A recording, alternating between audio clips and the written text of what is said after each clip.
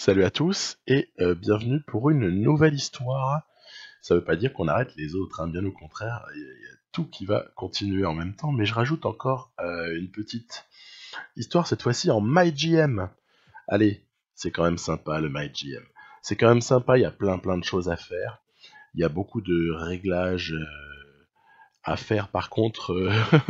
Chaque fois qu'on en commence un, parce qu'on peut pas sauvegarder nos réglages à nous, mais c'est pas bien grave. Je prends globalement des réglages qui correspondent à ce que je fais en My League habituellement, bon, ou que j'avais aussi pris grosso modo dans mon MyGM scénarisé, mais qui a tourné court puisque moi, si j'ai pas des vrais maillots, c'est bon quoi, hein, ça va. Hein. Donc à cause de mon bug d'affichage, toujours le même, on va prendre une vraie franchise évidemment et on va prendre le Miami Heat. Alors, le proprio, qu'est-ce qu'il veut? Il veut des choses plutôt raisonnables et puis d'autres un peu moins. Notamment une là, c'est être champion dans les 3 ans. Mon gars, t'as pas regardé où en était ton équipe ou qu'est-ce qui se passe. Le reste est facile à gérer, mais il y a aussi un autre truc qui va nous demander, c'est d'essayer d'aller chercher 2 lottery picks pour l'été à suivre, l'été 2019. Alors, 2 lottery picks, c'est compliqué. C'est compliqué parce que soit on essaye d'aller monter des trades en essayant de prévoir, donc on va chercher, je ne sais pas moi par exemple, le pick des Hawks en espérant avoir de la chance, on va chercher, que sais-je encore, le pick des Clippers, ah bah non, il est à Boston, et puis en plus il est protégé, bref, c'est pas tout de suite qu'on va pouvoir faire ça. Voilà. Donc, je vais m'occuper déjà voilà, de la rotation. Alors, le Heat, c'est une équipe assez homogène. Il y a plein de joueurs qui peuvent, on sait jamais, dans l'esprit des uns ou des autres, qui peuvent démarrer, finir les matchs, avoir plus ou moins de minutes, etc. Moi, je vais faire un truc assez standard. Je vais faire quelque chose qui ressemble un petit peu à ce que fait Eric Spoelstra. Pourquoi je fais cette rotation avancée? Je pourrais laisser le coach gérer. Je le fais parce que, ben, comme je vais peut-être jouer quelques matchs, en tout cas je vais au moins déjà en jouer un pour commencer, bien j'ai envie que ça se passe de manière à ce que je puisse savoir exactement qui va être sur le terrain à quel moment. Voilà. Et que les changements aussi se fassent bien parce que parfois avec la rotation du coach, vous avez beaucoup de changements en permanence et du coup certains se retrouvent un petit peu à pas jouer le nombre de minutes qui était prévu. Bref, c'est compliqué. Il n'y a que 7 temps morts dans un match, hein, donc on peut pas à chaque fois prendre temps mort pour faire des changements. Je trouve que des fois l'utilisation aussi elle est abusive. Bon bref. C'est-à-dire qu'en fait si vous laissez le coach prendre des temps morts, il va pas toujours les prendre au bon moment. J'ai un exemple par New York à Onyx, si vous laissez Fisdale en automatique, il va vous prendre des temps morts dégueulasses. Après, Spoelstra, c'est pas le même niveau de coach. Hein. C'est pas le même niveau. On est sur quelqu'un qui a 2 bagues de champion. On est sur un maître tacticien. On a l'un des meilleurs coachs de la ligue. Hein. Très sincèrement. Hein. Donc on va s'amuser un petit peu avec tout ça. Et puis, je vais pas du tout jouer tous les matchs. Hein. Ça va pas être comme dans ma série avec les Celtics et les Lakers, là où je joue carrément tous les matchs. C'est pour ça que j'ai pris de l'avance sur la saison régulière, parce que sinon je sais qu'après je serai jamais en mesure de suivre le rythme. Avec les Knicks, vous avez vu déjà, je ne joue pas à tous les matchs, j'en ai joué quand même quelques-uns. Avec les Spurs, on jouera pas beaucoup de matchs, en tout cas pour le moment, parce que l'équipe ne me plaît pas des masses. Et avec les Bulls, je joue un petit peu plus de matchs, mais là encore, il y a un moment où on va devoir un peu avancer. Voilà. Donc ce hit se présente face au Orlando Magic. Orlando Magic, c'est pas une équipe vis-à-vis de laquelle on est en train de trembler de peur, hein, parce que hormis une efficacité offensive parfois insolente, incarnée par la réussite d'Evan Fournier, incarné également par les excès de folie de Nikola Vucevic. Et puis, parfois, selon les cas, on peut avoir un Jonathan Simmons qui a des petits moments très favorables. On peut avoir évidemment Aaron Gordon qui est intéressant par séquence. Bref, il y a du monde. Il y a un joueur que j'aime beaucoup, Mo Bamba. Mo Bamba, rookie de cet été, qui est peut-être un futur énorme freak dissuasif dans la raquette. On verra comment il évolue. Et il y a un autre joueur que j'apprécie tout particulièrement, c'est Isaac. Isaac, ailier, mais en fait, amené en NBA à jouer au poste 4, très clairement. En tout cas, pour une grande partie de ses minutes, il a tout.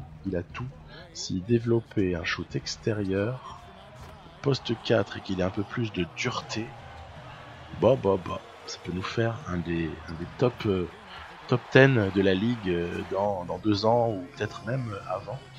Mais bon, voilà, faut prendre du muscle, il faut encore développer ce joueur, c'est comme Bamba. Nous, honnêtement, j'ai pas eu beaucoup de réussite dans un premier temps. J'ai essayé de la provoquer avec Goran Dragic. C'est délicat. Whiteside a plutôt un bon rendement. Adebayo a fait son boulot. Bon, là, par contre, vraiment énorme erreur de Whiteside qui, en automatique, essaye d'intercepter du panier facile derrière. On est un peu en difficulté dans cette fin de match parce que 4 points. Pardon, on est 2 points derrière, autant pour moi, mais on perd le ballon assez naïvement. Attention, 40 secondes. Balle à Orlando. Qu'est-ce qu'il va faire, Vucevic? Qu'est-ce qu'il va encore nous faire? Il va aller provoquer des fautes. Voilà. Donc là encore, naïveté de Whiteside. Pourtant, plutôt prétendu un excellent défenseur, mais bon, bref. Et on va se retrouver à -4 avec 35 secondes à jouer. Alors il faut essayer prendre temps mort pour remonter le ballon. On en avait encore 2, donc c'était assez tranquille. Ouais, il faut essayer d'une manière ou d'une autre de recoller. On va avoir la chance d'avoir un Dragic qui, après de grosses difficultés en début de match, prend feu en cette fin de partie. Il prend feu. Et donc, il n'y a plus que, entre guillemets, un stop défensif à faire. Oui, mais voilà. On ne l'a pas, puisque sur un magnifique fadeaway, Vooch arrive à nous planter un 2 points assassin. Du coup, il faut tout miser sur la dernière possession. J'ai encore une fois pris le temps mort pour remonter la balle. Et puis, vous voyez, on est un peu en mal de solution. À tel point que, oh là là, je prends finalement péniblement un shoot. Regardez, rebond offensif, Winslow. Waouh! Et le miracle s'opère. Le miracle total. En plus, de la part de Winslow, qui est un de mes joueurs préférés, c'est très honnêtement génial.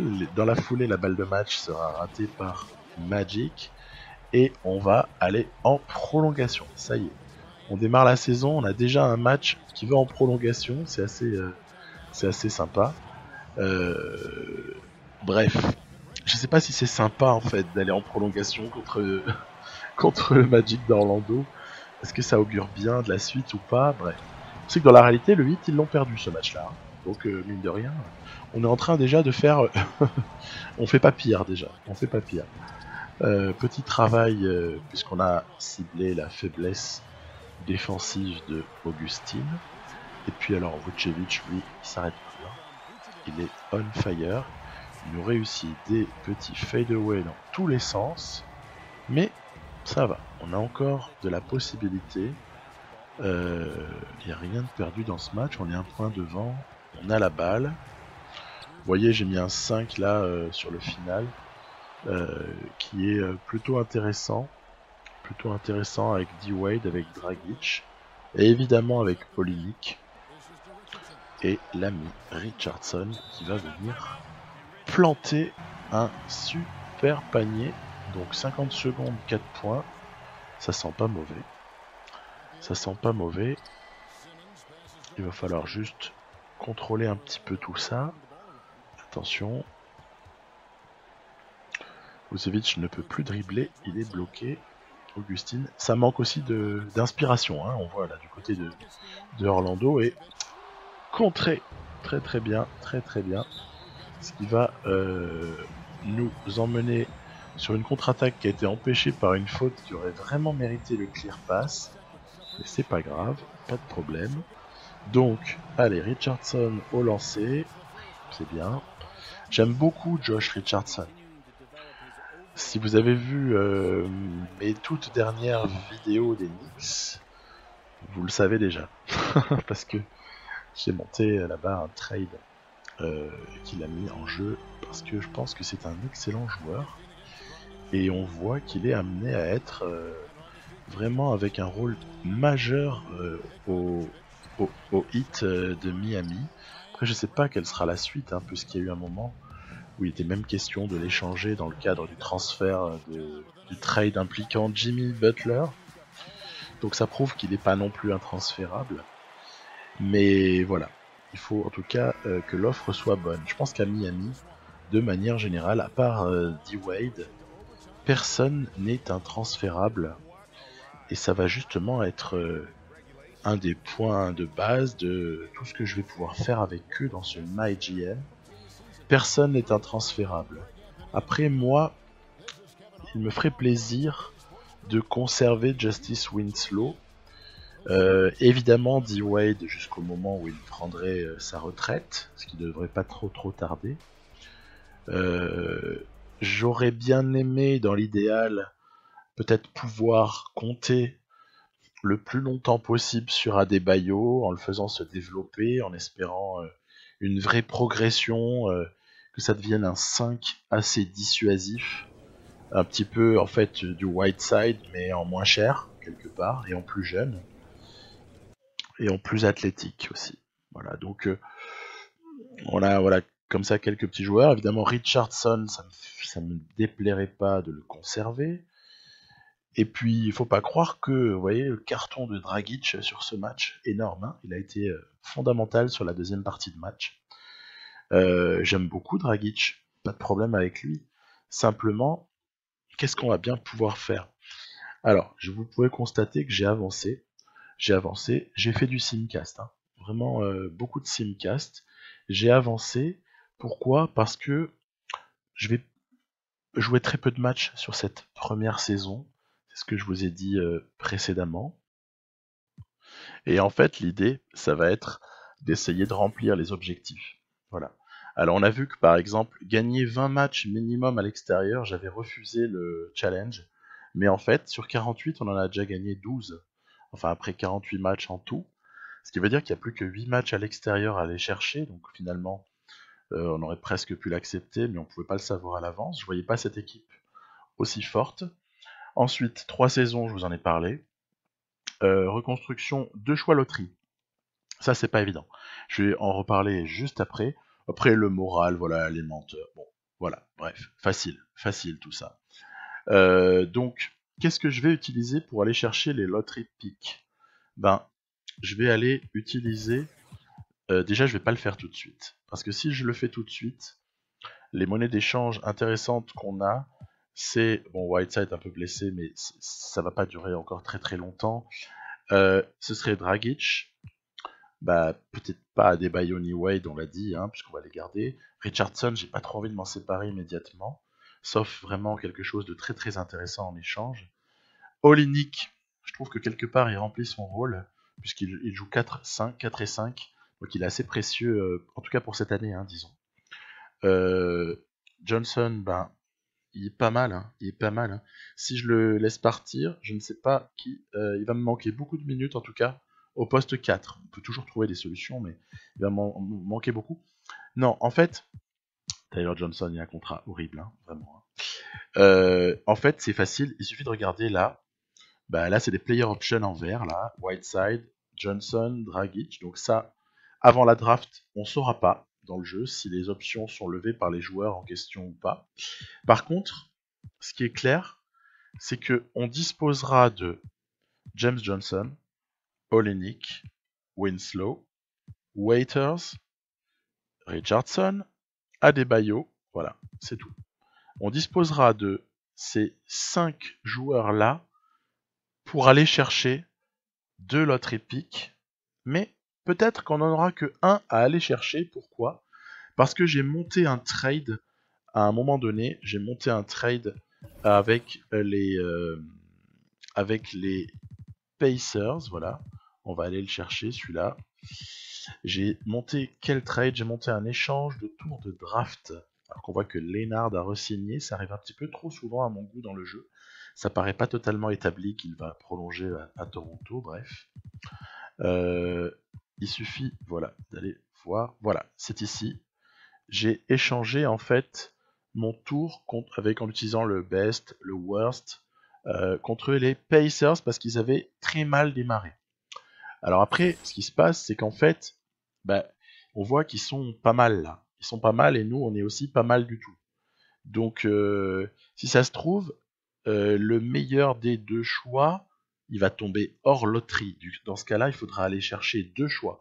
Par contre, si on a un peu de chance, entre guillemets, et que soit nous, soit les Pacers terminent en dehors des playoffs, on aura déjà un lottery pick. Donc ce sera déjà ça de prix. Donc voilà, je me garde cette marge de manœuvre qui est donc de 5 joueurs qui vont nous permettre d'aller chercher un ou 2 lottery picks. Il faudra agir entre le renouvellement du staff et la draft. C'est à ce moment-là. Voilà. Donc pour ce qui est à 6 joueurs, potentiellement, même si j'ai pas envie de bouger les 6, cela va de soi. Donc voilà, il faudra continuer. Évidemment, on voit que les Raptors cavalent en tête, c'est énorme. Ils sont à 44-6, c'est incroyable. Ils vont avoir un bilan mais de malade. Pour le reste, c'est plutôt serré. Voilà, il va falloir terminer cette saison. On verra s'il y a playoff ou pas. Et puis ensuite, justement, aller faire cette opération intéressante d'aller chercher 2 lottery picks. Et à mon avis, restructurer l'équipe à l'été pour pouvoir viser le titre l'année suivante. Ça paraît tellement fou en fait de dire ça parce que dans la NBA réelle, jamais de la vie le hit comme ça là, tranquille. Vous imaginez Pat Riley qui reçoit un ultimatum, on lui dit début de saison 2018, on lui dit voilà, si t'es pas champion dans les 3 ans, t'auras échoué. Ça paraît pas très réaliste, mais bon, puisque c'est le souhait du jeu et qu'on est dans un jeu, on va essayer de le faire. Voilà. Donc à très vite pour l'épisode 2, dans lequel on abordera toute la fin de saison, ainsi que justement le début de l'intersaison, le max possible, toujours pareil, dans un temps pas trop lointain. Bye bye.